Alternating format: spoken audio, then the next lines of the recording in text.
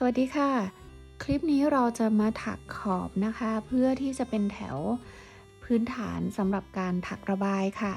เราจะทำหลังจากที่เชื่อมบ่าเรียบร้อยแล้วค่ะชิ้นหน้าชิ้นหลังก็ต่อกันแล้วนะคะการขึ้นขอบแถวที่1เราจะขึ้นงานจากด้านหลังค่ะก็คือมุมหลังขวาตรงนี้นั่นเองค่ะเราจะขึ้นงานด้านถูกนะคะหลักแรกนะคะเราจะจิ้มไปบนตรงนี้ค่ะ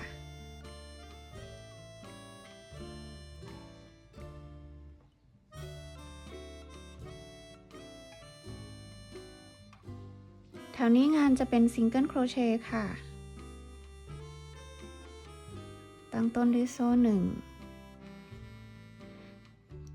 1แล้วก็ทำซิงเกิลโครเชต์ค่ะจุดนี้นะคะเราจะทำ2ซิงเกิลโครเชต์ณจุดเดียวกันค่ะเราจะเริ่มต้นด้วย2ซิงเกิลโครเชต์ค่ะหลังจากนั้นให้ถักซิงเกิลโครเชต์ไปหลักต่อหลักค่ะบนหลักนี้เราก็ทำซิงเกิลโครเชต์ไปแล้วจุดที่เป็นโซ่ก็ลงซิงเกิลโครเชต์ไปเช่นกันค่ะเดี๋ยวเราไล่ไปแบบนี้นะคะกลับมาอีกครั้งหนึ่งตรงจุดที่เราเชื่อมบ่าค่ะ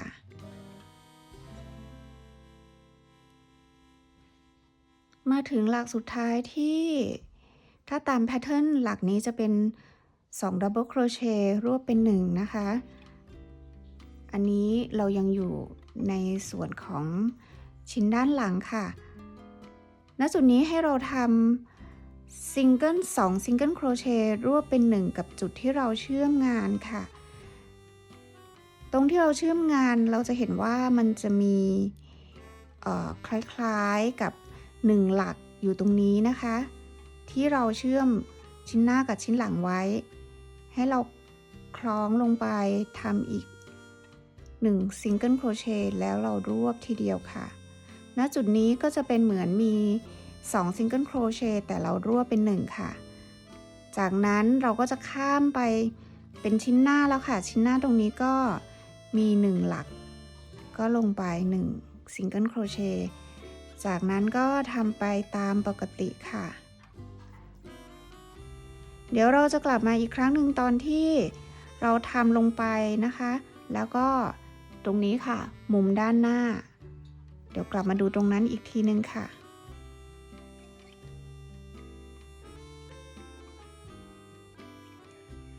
จุดที่เราเชื่อมบ่าแล้วก็ถักขอบแถวที่1มา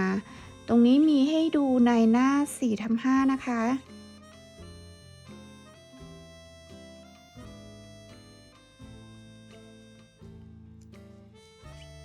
ซิงเกิลโครเชต์หลักต่อหลักมาจนถึง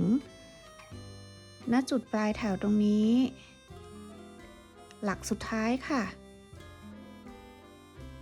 ให้เราทำ2ซิงเกิลโครเชต์ในจุดเดียวกันค่ะเพราะฉะนั้นหลักสุดท้ายตรงนี้จะมี2ซิงเกิลโครเชต์นะคะหลังจากนั้นเราก็จะทำไปด้านล่างของชิ้นหน้าไล่ไปตามนี้ซึ่งถ้าเราดูนะคะงานในส่วนนี้จะเป็นดับเบิลโครเชต์สลับกับ3โซ่แต่ละแถวตรงนี้นะคะให้เราทำ3ซิงเกิลโครเชต์ลงไปค่ะแถวแรกตรงนี้ก็ทำ3ซิงเกิลโครเชต์คล้องลงไปเลยค่ะแล้วเราก็ข้ามไปแถวถัดไปค่ะลงไปอีก3ซิงเกิลโครเชต์แล้วก็ข้ามไปแถวที่3ลง3ซิงเกิลโครเชต์เดี๋ยวทำแบบนี้ไปเรื่อยๆนะคะกลับมาอีกทีนึงช่วงตรงกลางค่ะมาถึงช่วงกลางของด้านหน้าค่ะแถวตรงนี้เป็นซิงเกิลโครเชต์ก็ให้เราทำไป1ซิงเกิลโครเชต์ค่ะแถวถัดไปเป็นดับเบิลโครเชต์ก็ลงไป3ซิงเกิลโครเชต์และถัดไปตรงนี้ค่ะก็เป็นซิงเกิลโครเชต์เหมือนกันก็ให้เราทำไป1ซิงเกิลโครเชต์ ส่วนตรงกลางงานนี้นะคะ จุดที่เราเคยมาร์กไว้เมื่อครั้งแรกเลยที่เราใช้เป็นจุดแบ่งงานซ้ายขวาตรงนี้มี1ซิงเกิลโครเชต์ให้เราทำไป2ซิงเกิลโครเชต์ค่ะตรงนี้สามารถดูได้ในหน้า2 ทำ 5นะคะการถักขอบแถว1ไล่วนไปค่ะจากนั้นแถวถัดไปเป็นซิงเกิลโครเชต์ก็ลงไป1ซิงเกิลโครเชต์ถัดไปเป็นหลักก็ลงไป3ซิงเกิลโครเชต์และถัดไปเป็นแถวซิงเกิลโครเชต์ก็ลงไป1หลักจากนั้นก็ทำไปตามปกติค่ะแถวละ3ซิงเกิลโครเชต์แล้วเดี๋ยวกลับมาอีกครั้งหนึ่งตรงจุดที่เป็นมุมนะคะมุมหน้าซ้ายค่ะมาถึงแถวสุดท้ายค่ะณจุดนี้เราต้องลง3ซิงเกิลโครเชต์ก่อนนะคะแล้วหลังจากนั้นเราก็ลงตรงหลักตรงหัวหลักด้วย2ซิงเกิลโครเชต์ค่ะตรงนี้จิ้มลงไปบนหลักเลยแล้วก็ทำ2ซิงเกิลโครเชต์เพราะฉะนั้นในหลักที่อยู่ตรงมุมนี้นะคะจะต้องมีทั้งหมด5ซิงเกิลโครเชต์ค่ะจากนั้นก็ไล่ไปตามปกติค่ะเรามาดูช่วงบ่าซ้ายนิดนึงนะคะให้ทำซิงเกิลโครเชต์หลักต่อหลักชิ้นหน้าให้จนจบหลักสุดท้ายเลยค่ะเดี๋ยวเราจะรวบ2ซิงเกิลโครเชต์เป็น1หลักกับจุดที่เราเชื่อมบ่านะคะตรงนี้กับหลักแรกของงานด้านหลังค่ะจุดนี้เราจะเชื่อมแบบนี้นะคะสามารถดูได้ในหน้า4 ทำ 5ค่ะตรงที่เราเชื่อมงานค่ะหลังจากนั้นก็ทำซิงเกิลโครเชต์หลักต่อหลักไปได้เลยค่ะแล้วเดี๋ยวเรากลับมาอีกทีนึงนะคะตรงมุมด้านหลังซ้ายค่ะมาถึงมุมหลังซ้ายค่ะหลักสุดท้ายนี่ก็อย่าลืมเราจะต้องลงเป็น2ซิงเกิลโครเชต์ก่อนนะคะตรงหัวหลักตรงนี้แล้วค่อยพลิกมาแนวนอนตรงนี้ค่ะจุดนี้เราก็ต้องทำอีก3ซิงเกิลโครเชต์เพราะฉะนั้นจุดที่เป็นมุมนะคะเราจะมีทั้งหมด5ซิงเกิลโครเชต์ค่ะแล้วข้ามไปทำแถวที่2อีก3ซิงเกิลโครเชต์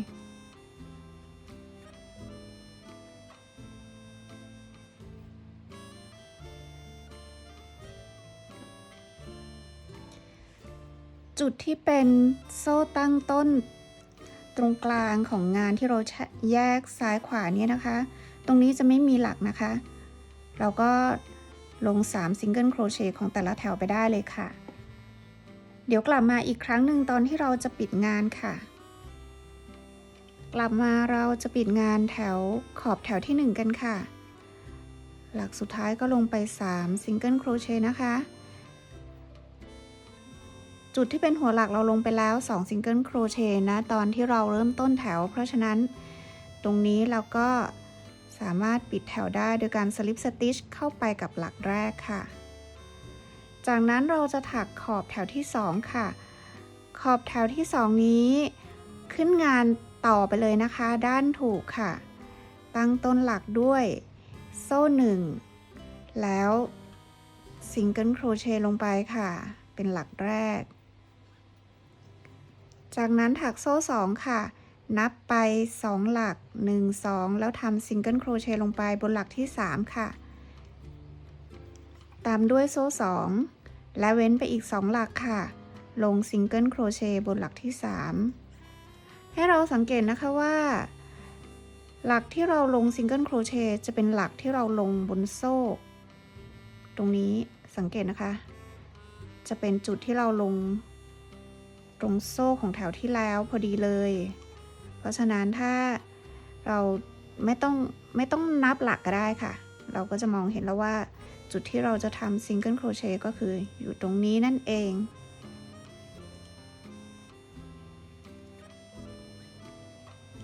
เดี๋ยวตรงนี้ทำไปจนถึงมุมนะคะกลับมาอีกครั้งหนึ่งมาดูตรงมุมนิดนึงค่ะ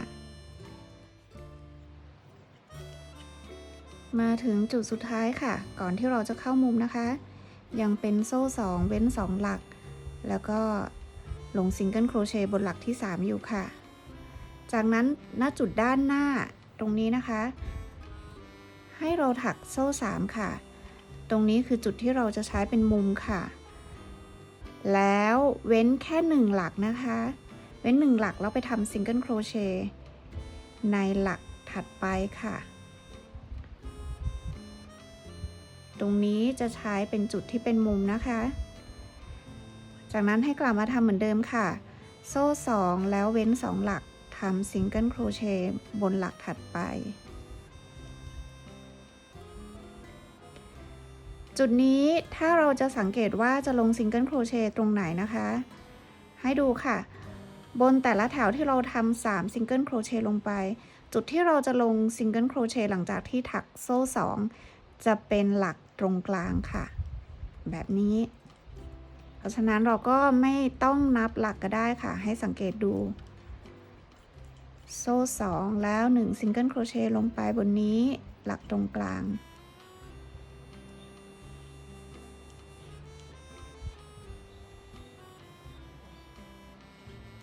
เดี๋ยวทำไปจนถึงมุมนะคะกลับมาอีกครั้งหนึ่งตรงนั้นค่ะมาถึงจุดที่เราจะทำมุมหน้าซ้ายค่ะเมื่อลงซิงเกิลโครเชต์ไปบนแถวตรงนี้ที่เป็นแถวสุดท้ายตรงนี้นะคะก็ให้ถักโซ่3ค่ะแล้วเว้นแค่1หลักไปลงซิงเกิลโครเชต์ในหลักถัดไปจากนั้นก็กลับมาปกติค่ะถักโซ่2แล้วเว้น2หลักมาลงซิงเกิลโครเชต์เราจะกลับมาลงซิงเกิลโครเชต์บนหลักที่อยู่บนโซ่เหมือนเดิมแล้วค่ะ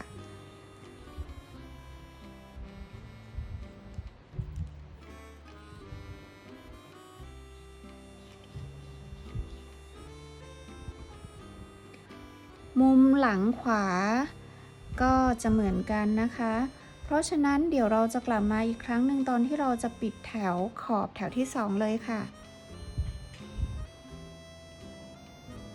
มาจบงานขอบแถวที่2กันค่ะตรงนี้เราก็ถักโซ่3นะคะหลักที่เหลือจะเหลือแค่1หลักพอดีค่ะหลังจากนั้นให้เราไปสลิปสติชไปกับซิงเกิลโครเชต์ที่ตั้งไว้เป็นหลักแรกนะคะตรงนี้คือจุดที่เราจะใช้เป็นมุมค่ะ